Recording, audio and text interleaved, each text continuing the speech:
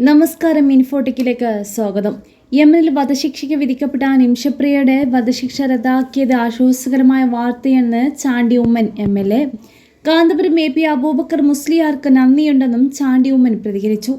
നീതിക്കായുള്ള പോരാട്ടത്തിൽ ഒറ്റക്കെട്ടായി നിന്നാൽ നമുക്ക് വിജയിക്കാനാകും. വധശിക്ഷ റദ്ദാക്കാൻ ഒരുമിച്ച് നിന്ന എല്ലാവർക്കും നന്ദിയുണ്ട്. ഉമ്മൻചാണ്ടിയുടെ അവസാന ആഗ്രഹങ്ങളിലൊന്നാണ് സാധ്യമായതെന്നും ചാണ്ടി ഉമ്മൻ പറഞ്ഞു.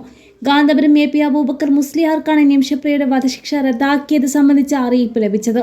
എന്നാൽ ഉടൻ ജയിൽ മോചിതനാക്കിയില്ല. ശിക്ഷ ഇളവിന്റെ കാര്യത്തിൽ ചർച്ച തുടരുമെന്നാണ് ലഭ്യമാക്കുന്ന വിവരം. ദയാധനം സ്വീകരിച്ച് വധശിക്ഷ ഒഴിവാക്കുന്ന കാര്യത്തിൽ കൊല്ലപ്പെട്ട തലാലിന്റെ കുടുംബത്തിലും ഭിന്നാഭിപ്രായങ്ങളുണ്ടായിരുന്നു.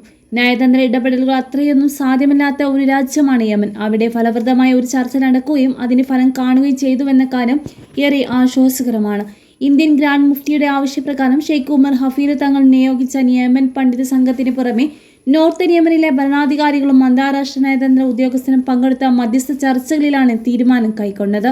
കൊല്ലപ്പെട്ട തലാലിന്റെ കുടുംബവുമായുള്ള തുടർ ചർച്ചകൾക്ക് ശേഷമായിരിക്കും മറ്റു കാര്യങ്ങൾ തീരുമാനിക്കുക എന്നുമാണ് പുറത്തുവരുന്ന വിവരങ്ങൾ.